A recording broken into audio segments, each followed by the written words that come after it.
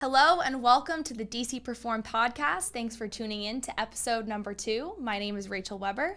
And I'm Wonil, Gregg, and we're very excited to be hosting the second in the series of the DCPerform Podcast. And with back to school season among us, we had an actual customer named Amber Matukonis sit down with us and give us a little bit more insight of what she's been experiencing in the marketplace.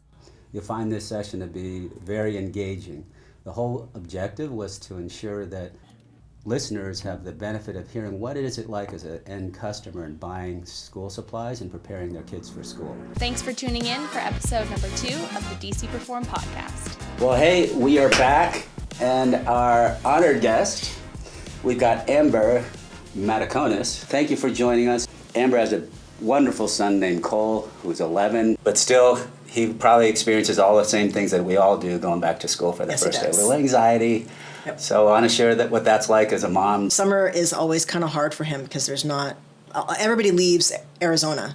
And so because we tend to stick around, he's often by himself. So honestly, he loves school, and he was counting down the days to start school. Wow, that's like your dream child right there. It is, right? Wow. I'm like, are you sure? Like, you're really that excited about being back in school? And he's like, I can't wait to see my friends. It's not about the learning. It's all about the friends. Do you think some of that eagerness to return is just because of what's been going on over the last 3 years? And Definitely. The desire to re-engage? Definitely, yeah. It was really hard. For 2020, we went on vacation, and when we came back from spring break, they were remote. And that was a totally new concept for us. So how would you compare the experience of preparing for school when you're either at the school or having to do remote? I think remote was a lot easier. I mean, you one notebook and everything was online. Being in school, you have to have all of those school supplies. So they're still kind of doing that online platform where they still do some of that stuff online, but they're also doing a lot more, like their social studies, their science.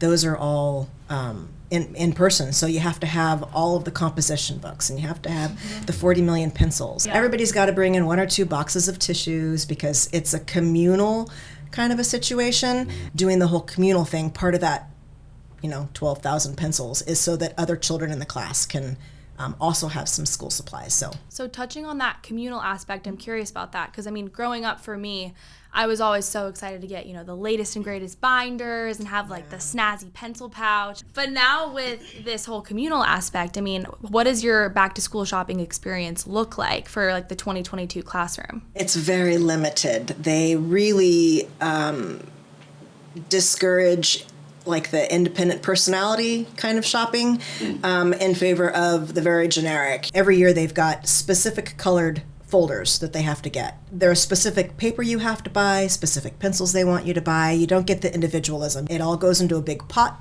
at the school, and then the teacher disperses it amongst all of the children. His new school district does an online system where you can go in and you pay a set price if you do it by a specific date, and then they send you everything. You don't get to pick anything. They send it all to you in a box, or it goes to the school in a box. If you miss the deadline, it's considerably more expensive. Of course. I want to say it was like $85 if you did it by a specific day, and if you didn't, it jumped to $100, and then you also had to pay shipping because it didn't go to the school anymore. Now it went to your house. And so it was like $115 for us this year to buy all those school supplies. So I'm probably not going to do that next year. I think I'm just going to go piecemeal it.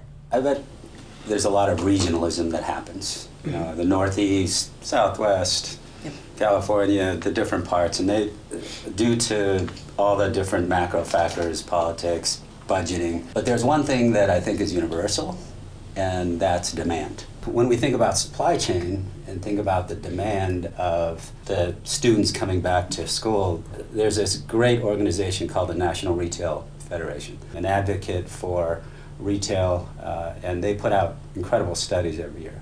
So there are just a few that I want to point out to you and see how that aligns with what you're experiencing. For 2023, that they're saying that the average spend for families is going to be $864 for their kids to go back to school. When you compare that to 2019, just before COVID, it was at $696 per family. So it's gone up. It's interesting that you're sharing that some of your expenses are lower because it's been virtual, and yet they're saying it's going up. Do you think the technology spend is probably what's driving that? I think the economy is what's driving that. I think, inflation. With it being online, kids can wear whatever they want. And then with the supplies, again, you're not sharing that community supplies. You're not buying as much supplies. But the cost of everything has gone up. I went to one big box store and they had barely any supplies. And what I saw there was very expensive. Like the generic brand was, $3-4 less expensive than the name brand. And there's certain items they want you to purchase because they're just better quality. And usually they're a little more expensive. We're talking 50 cents, maybe $1 more expensive. And this year it was a gap. School supplies, 73% increase. Shoes, 61% increase. Oh, shoes are outrageous. Yeah. And they keep growing, so. I know, right? Our shoes, we keep wearing the same ones I forever. get months out of shoes. It's like a child-size shoe is as expensive as an adult man's brand shoes. And the number one, clothing and accessories. So I expensive. imagine if you had a daughter, it might be a little different than having a son. Is that fair? Yeah, I would say that's probably fair. I'm still trying to push him into his own personality. Let's get you into your style. It all costs a lot of money. But the little girls' clothes, I've noticed, are a little bit more expensive than the boys' clothes. Do we think that the increase in spending with clothing and accessories has anything to do with the gap of, children were completely remote for a few years? They're on camera. They don't. They're on a computer. They're on video. They don't care. So do you think it was because of that gap that people were like, oh my gosh, our kids are going back to school. I know that, Sally wants to have the best dress and she all of a sudden needs a whole new wardrobe. Do we think that might have to contribute to I think that's some of it. Yeah. Yeah, I think that's some of it. I don't think so much for the boys at this age, but definitely for girls at this age. And then when you think of it from the retailer's perspective and the manufacturer's perspective, where just 5 years ago everybody was running lean, less inventory, increased margins with less inventory, just in time, and we'll have the perfect supply chain to be able to deliver. Right. And now that we've experienced these disruptions, the pendulum swung back to say, well, maybe we should carry some inventory because having it is better than being out of stock. So those carrying costs of that inventory and trying to forecast accurately what that demand is going to be for these particular items is a challenge. So naturally, manufacturers and the retailers are going to want to hedge against that, possibly put some increase in their pricing to be able to cover for that. They have to make an income too. Exactly. Still, the end consumer is driving how the retailers and manufacturers produce. Then when you look at the macro picture of it, we talked about the cost of spend per family, but when you look at the entire industry, now you're looking at it going up to what is a $37 billion total expected spend in 2023 compared to in 2019, where it's been a $10.5 billion increase since then. So $37 billion today, 3 years ago, it was at about $26.5 billion for these products. For school products? Yes. I'm in the wrong business. You never make money parenting. Never. You don't. No. You don't. Something going off of the shopping online experience. Over the past few years, when I would watch live TV or, look in magazines, it would always be flooded with back to school advertisements, know. And now, we're in the midst of back to school season. I genuinely have not seen one advertisement. Not one. I've seen one store advertise. That's it. Yeah. Nowadays, with all of our social media advertising, everyone's shifted from that television advertising. I was just curious to hear from you if, as a consumer, are you seeing advertisements on there that are drilled towards back to school shopping? I haven't, but my son has. So he's on YouTube quite a bit, like most kids his age, and they're bombarded. Rachael, you're a marketing specialist. Help us understand how, when kids engage with YouTube and watch certain video, how that drives retailers to know what things to advertise to them. Yeah. So basically, the metaverse is just tracking all of people's actions and movement on the internet. And I don't know, does your son have a profile on YouTube that's his name? Yeah, he's got one on the kids' YouTube. Okay. Well, there you go. But not on the normal YouTube. Okay. Yeah. So he's on the kids' YouTube, so that automatically is able to categorize him as a kid. But with all of the, updated things from Facebook and Instagram and Twitter, they're all able to track, how we utilize certain platforms online, and they capture that data and they can put you into a really, select group that shows, what kind of products you'd be looking for, what types of, things you're interested in doing, when you do it, what time of year. It's interesting to see, too, that they're pushing a lot of marketing towards kids because, maybe they've started to see not as much of a return with parents. So when you push it to the kid and they go, oh, Mom, I saw this. I want it so badly. There's going to be that they give in. I just had this flashback. So for those of us who grew up prior to all this, the way retailers would do that is to have the kids become the spokespeople for them was they put everything on the lower shelves.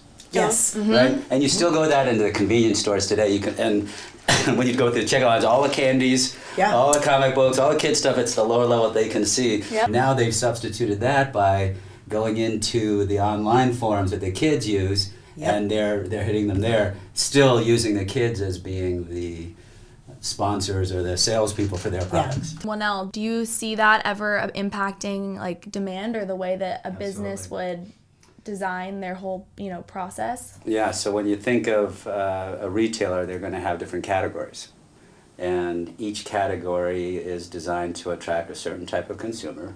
They're all going to track their own data and metrics, and from that they're going to have this data available to them, and they're going to use those, and they're going to have those algorithms to then decide what the demand is going to be based on their different categories. So those algorithms helps decide the demand and also the purchasing of in advance of when it has to be delivered. So they're buying things in January, February to be manufactured in time to be delivered here back to the United States in time for the school sales that are coming up in the fall. I do have to ask about the gorilla in the room, and that is safety.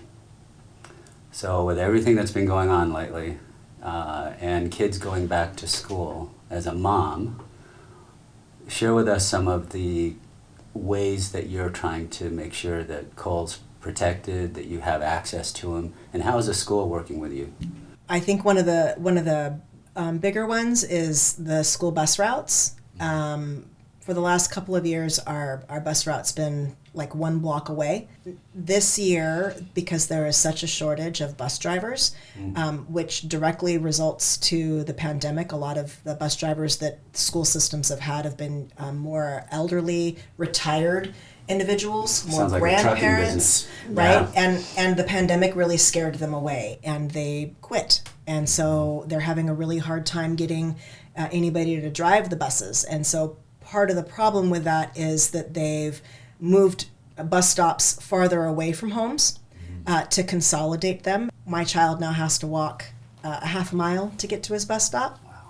And that's considered, anything under a mile is considered okay. There are areas that people want to have their kids picked up at, and they can't because it's too far away.